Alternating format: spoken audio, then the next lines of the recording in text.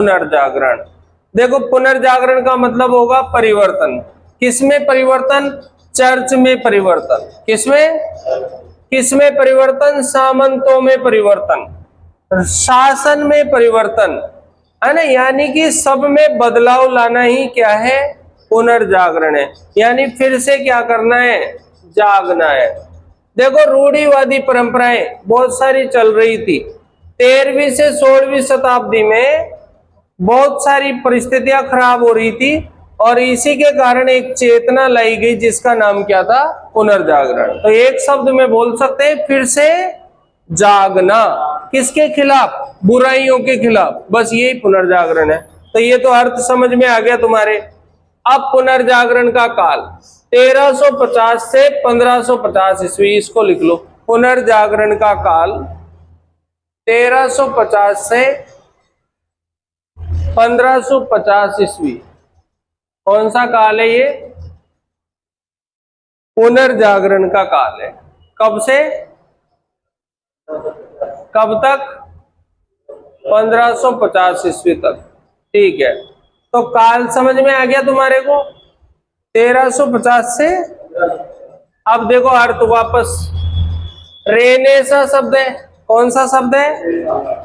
इस शब्द का प्रयोग सबसे पहले वैसारी ने किया था। लिखो पुनर्जागरण शब्द का सर्वप्रथम प्रयोग वैसारी ने किया था। किसने किया था? वैसारी ने। पुनर्जागरण शब्द का प्रयोग किसने किया था? इसके बाद 18वीं शताब्दी में दिदरों ने दोबारा से प्रयोग किसने किया? दिदरों ने। लिखो 18वीं शताब्दी में, अलग अलग लाइन लिखना है सब।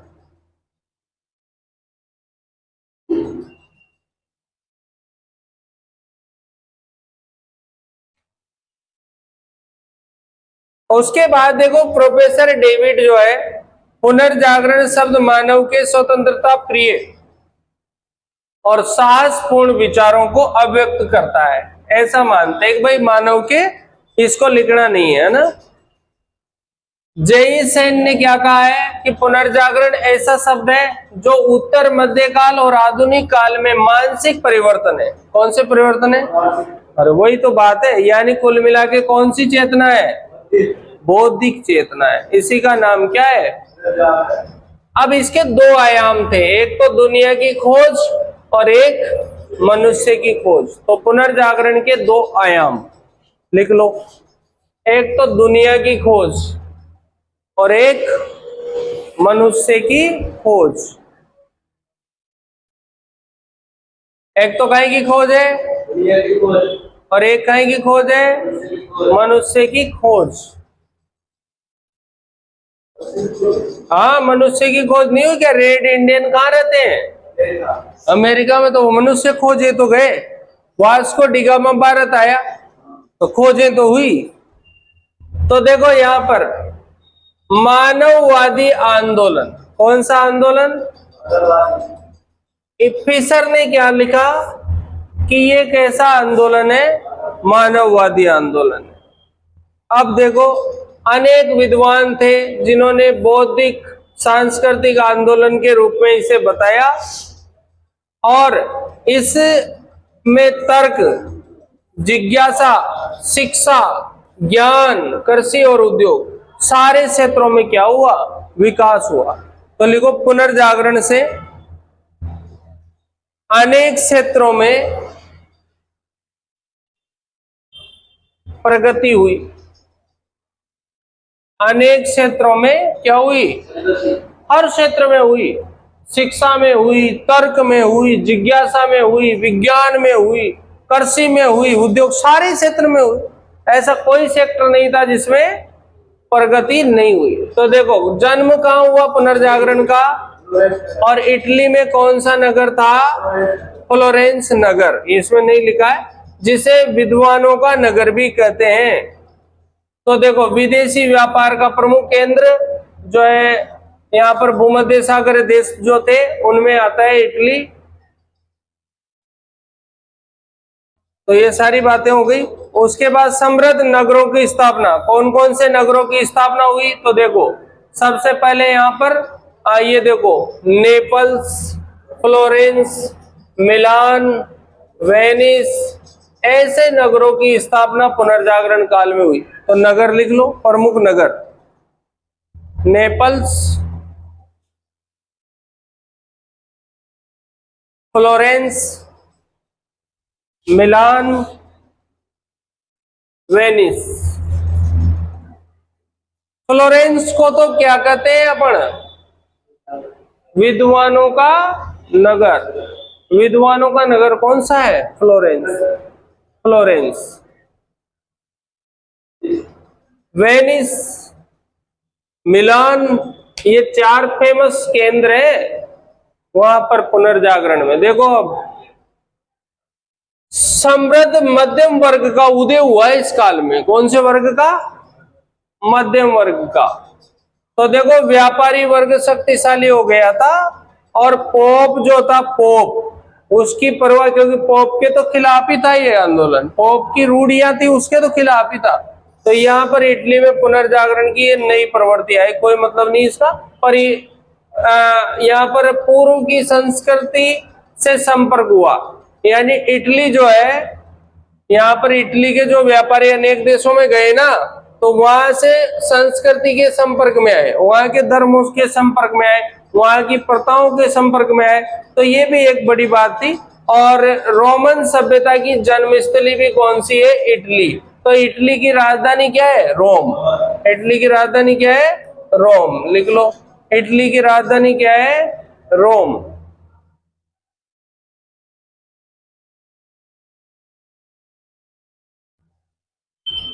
अब ये सबसे इंपॉर्टेंट बात है, कुस्तुनतुनिया का पतन। कुस्तुनतुनिया का पतन कब हुआ? 1453 में हुआ। कब हुआ भाई? तो कुस्तुनतुनिया का पतन कब हुआ? 14। बढ़िया से लिखना, अच्छे से एक एक लाइन को, काम काम की सारी लाइन लिख लेंगे अब। कुस्तुनतुनिया का पतन कब हुआ? ये क्या था? किला था, किला। तो वहां पर रहते थे बढ़िया उच्च कुल के लोग रहते थे, तो जनता ने परेशान आकर जो है इसका पतन कर दिया। कब हुआ बताओ?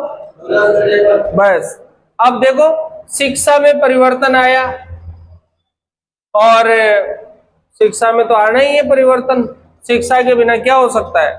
तो पुनर्जागरण की क्या क्या विशेषता है? तो देखो एक तो मजहब, परंपरा, इनमें तर्क और चिंतन का विचार विकसित हुआ। ज्यादा रूढ़ियों पे नहीं जाना, तर्क करो, चिंतन करो, यही पुनर्जागरण है। दूसरा, मानव जीवन का महत्व स्वीकार किया गया। मनुष्य भी कोई चीज है भाई, उसके जीवन का भी कोई वैल्यू है। प्रादेशिक भाषाओं और लौकिक साहित्य का विकास हुआ। जो छोटा साहित्य होता है, लौकिक साहित्य, उसका विकास हुआ। और नई नई क्या हुई? खोजें हुई। 1498 में काय की खोज हो गई थी? भारत की खोज। इसी प्रकार जो है वैज्ञानिक खोजों पर बल दिया गया, विज्ञान पर बल दिया गया। पूरी पूरी बातें वही है। अब देखो पुनर्जागरण यूरोप में ही क्यों हुआ, इसके पीछे क्या कारण था? तो देखो सबसे पहले ये पॉइंट लिखो आप, यूरोप में पुनर्जागरण के कारण। यूरोप में पुनर्जागरण के कारण। कब पुनर्जागरण यूरोप में ही क्यों हुआ? तो इसमें सबसे पहले तो ये आ गया अपना क्रुसेड। क्रुसेड का मतलब होता है धर्म युद्ध, ऐसे लिख लेना। क्रुसेड का मतलब क्या होता है? धर्म युद्ध। ये किसके बीच हुए थे? ईसाई और मुसलमानों के बीच। क्रुसेड जो थे ये किसके बीच हुए थे? ईसाई और मुसलमानों के बीच। हाँ कोई दिक्कत नहीं है, शताब्दी 13वीं है, क्योंकि पुनर्जागरण 13वीं शताब्दी के बाद में शुरू हुआ 1350 में, तो 14वीं शताब्दी आ जाती है। हाँ तो अब देखो यहां पर आ गए अपन, क्रुसेड हो गए। उसके बाद में दूसरा पॉइंट आता है व्यापार में वृद्धि। कौन सी वृद्धि? दूसरा पॉइंट लिखो, व्यापार में वृद्धि।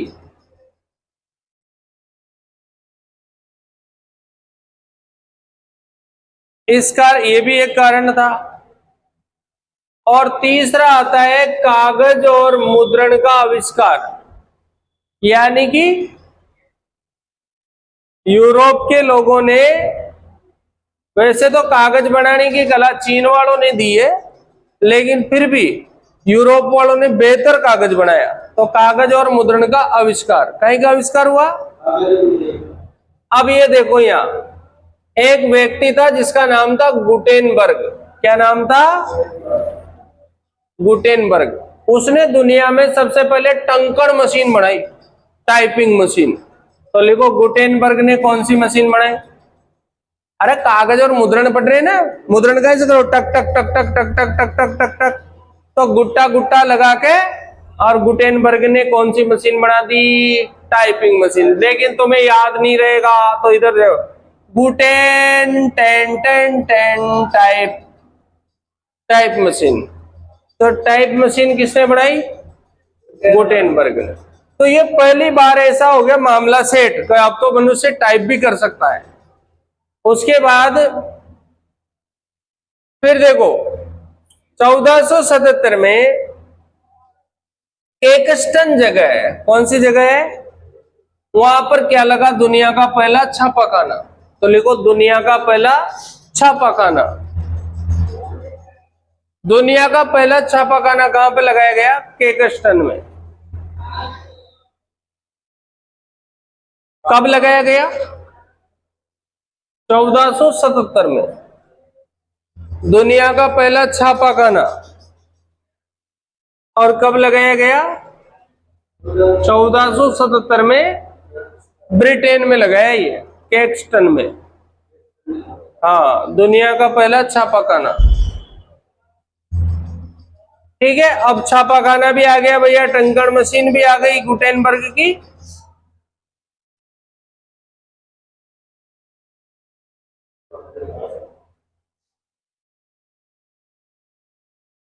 अब आता है ये कुस्तुनतुनिया वाली बात। कुस्तुनतुनिया पर किसका अधिकार हो गया? तुर्कों का अधिकार। ये किसकी राजधानी थी? रोमन राजधानी थी ये। तो 1453 में यहां पर अधिकार हो गया, तुर्कों का अधिकार हो गया। और यूरोप में मसालों की क्या थी भाई? अधिक मांग थी, तो अनेक मार गए। और कुल मिला के ये ध्यान रखना आपको कि कुस्तुनतुनिया पर तुर्कों का अधिकार कब हुआ? 1453 में।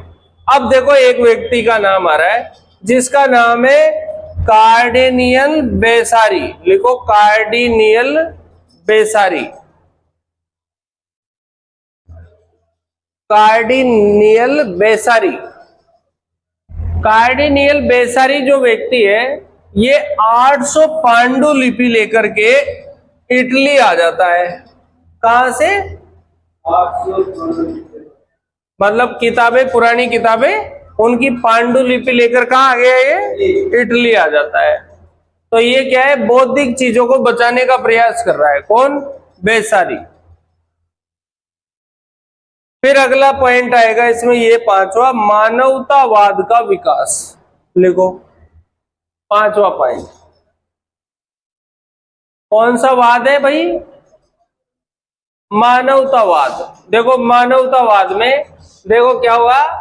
चर्च के स्थान पर मनुष्य की खुशी और गम, यानी कि मानवतावादी जो सोच है उसका क्या किया गया? विकास किया गया। तो लिखो, मानवतावाद का विकास। और मानवतावाद का जनक कौन है भैया? पेट्रार्क। तो लिखो, पेट्रार्क जो है ये मानवतावाद का जनक है। पेट्रार्क जो है ये किसका जनक है? मानवतावाद का जनक है। कौन है? पेट्रार्क। अब इधर सुनो, ये मंगोल साम्राज्य की बात आ गई। देखो एक एक ज्यादा बातें नहीं है, मेन मेन बातें हैं, पर ये ऐसी कैसी आ जाती। मानवतावाद का जनक कौन है? पेट्रार्क। अब देखो मंगोल साम्राज्य, मंगोल साम्राज्य मतलब आप जानते हो एशिया यूरोप के बीच में जो पुनर्जागरण आया था, वहां पर मंगोल नेता मतलब मंगोलों का शासक कुबलई खां था। कौन था?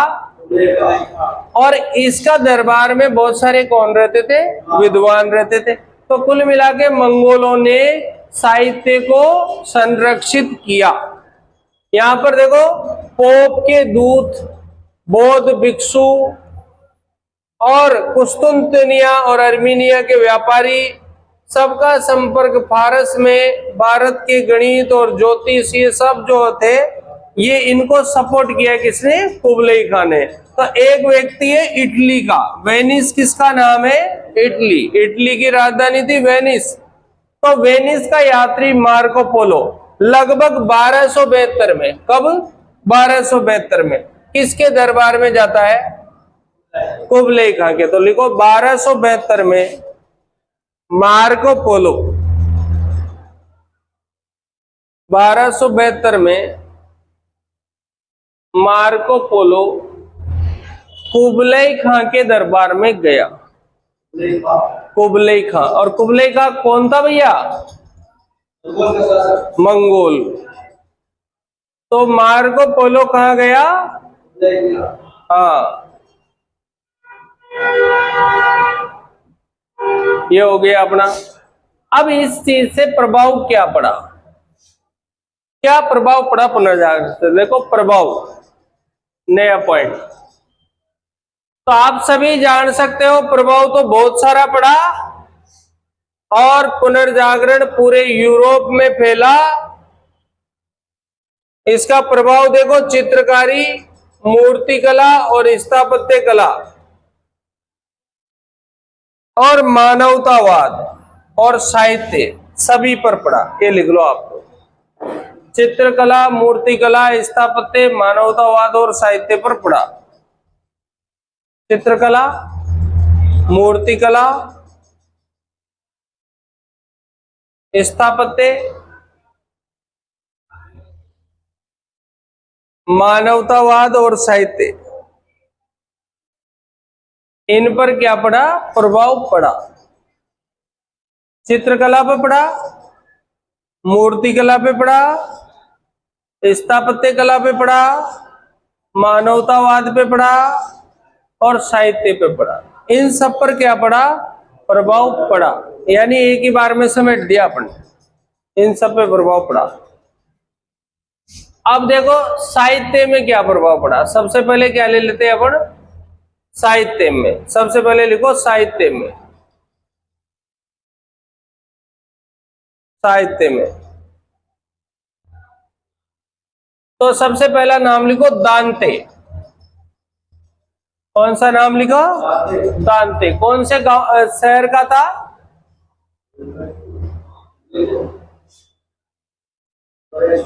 फ्लोरेंस का था दांते। इसकी पुस्तक का नाम है डिवाइन कॉमेडी। लिखो दांते, पुस्तक डिवाइन कॉमेडी। पुस्तक कौन सी है? और इसको क्या कहा जाता है बेटा? पुनर्जागरण का अग्रदूत। पुस्तक तो ये रही, और उपनाम क्या हो जाएगा? पुनर्जागरण का अग्रदूत। किसका नाम हो जाएगा ये? दांते का। पुनर्जागरण का अग्रदूत। इसकी दूसरी पुस्तक लिखो, सेकंड,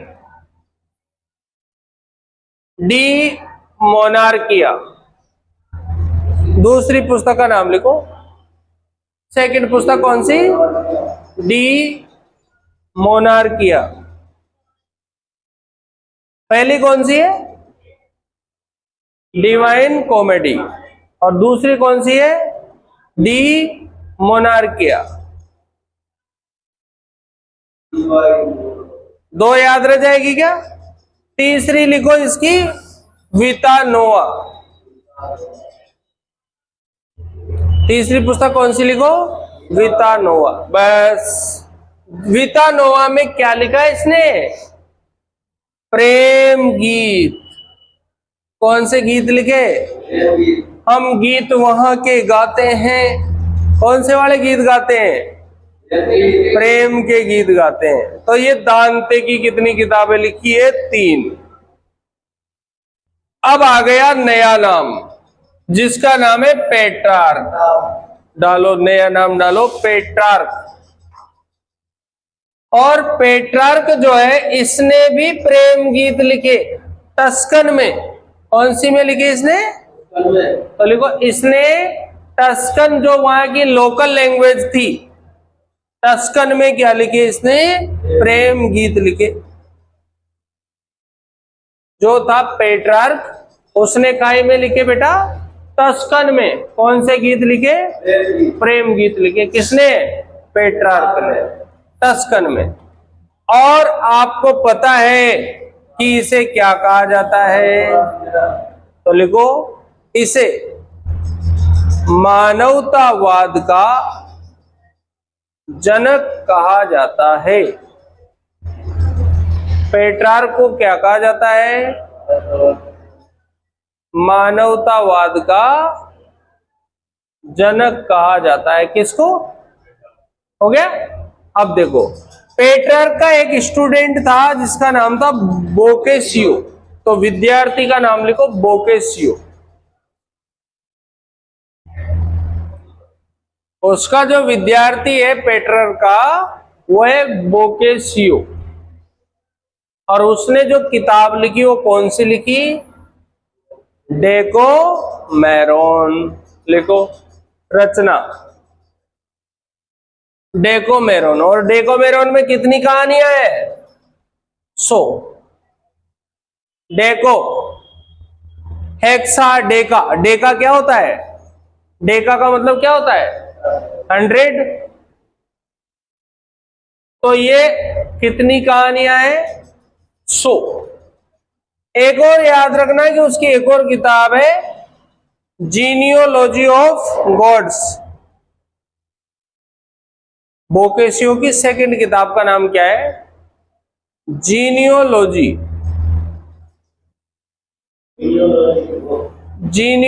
ऑफ गॉड्स। सेकंड किताब, दूसरी किताब इसी की है, बोकेशियो की, जीनियोलॉजी ऑफ गॉड्स। ठीक है, 2 किताबें खत्म। अब देखो, एक नाम और आता है, और वो नाम आता है फ्रांस में रेबेलस और मॉन्टेन। तो रेबेलस और मॉन्टेन जो थे, ये कहां के थे पहले तो ये बताओ? फ्रांस के। तो लिखो नाम, रेबेलस और मॉन्टेन, फ्रांस। अब रेबेलस की रचना नाम देखो, पांतागुएल और गारगेंतुआ। ये 2 रचनाएं। एक का नाम क्या है? पांतागुएल, और एक का नाम क्या है? गारगेंतुआ। तो पांतागुएल और कौन सी है? गारगेंतुआ। किसकी रचना है ये? रेबेलास की। तो रेबेलास की 2 किताबें कौन सी है? पांतागुएल और कौन सी? गारगेंतुआ। ये, हाँ, ये रेबेलास की है। उसके बाद में देखो, एक किताब और है, और उसका नाम है नया संदेश। ये भी रेबेलस। क्या नाम है इसका? नया संदेश। तो 3 हो गई, पांतागुएल, गारगेंतुआ और कौन सी? नया संदेश। लिखो लिखो लिखो। अब देखो, चौसर का नाम आ रहा है, चौसर। और चौसर कहां का था? ब्रिटेन का था ही। तो चौसर नाम से ही पता चल रहा है, चौसर में 4 सर आ रहे हैं। देखो, ये 1400, 40, 1340 से 1400 तक का टाइम रहा है इस भाई साहब का। और इसको कहा जाता है अंग्रेजी कविता का पिता। अंग्रेजी काव्य का पिता, इंग्लिश पोइटर है ये। तो अंग्रेजी कविता का पिता कौन है? जाफरे चौसर। अंग्रेजी कविता का क्या है ये? पिता है।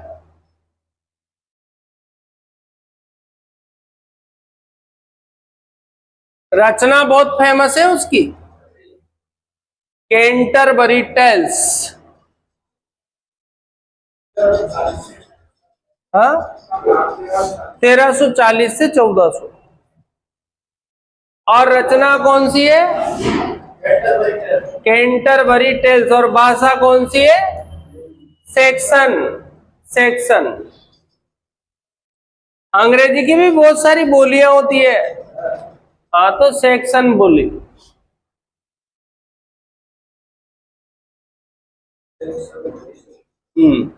अब देखो, चौसर के बाद एक आदमी और आता, उसका नाम क्या है? थॉमस मूर। इसकी रचना किताब पेपरों में बहुत आती है। इसका नाम है यूटोपिया। क्या नाम है? यूटोपिया। थॉमस मूर की रचना का क्या नाम है? यूटोपिया। और इस यूटोपिया में आदर्श समाज की कल्पना है। कौन सी समाज की? आदर्श समाज की कल्पना। कौन सी समाज की कल्पना है?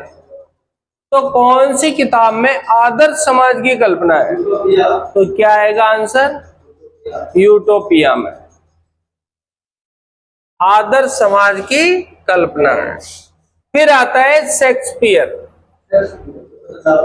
बहुत अच्छे कवि हैं, महान कवि हैं ये शेक्सपियर। और ये कवि के साथ साथ नाटककार भी है। और इन्होंने जो नाटक लिखा उसमें बहुत फेमस है मर्चेंट ऑफ वेनिस। शेक्सपियर का नाटक नंबर 1 मर्चेंट ऑफ वेनिस। दूसरा है इसका रोमियो जूलियट। जूलियट। अगला है इसका हेमलेट। और अगला है इसका मैकबेथ। तो देखो, आप देख सकते हो merchant of Venice, Romeo Juliet, Hamlet और कौन सा? मैकबेथ। ये सारे किसके नाटक हैं? शेक्सपियर के। ये कौन सा शेक्सपियर है? William Shakespeare.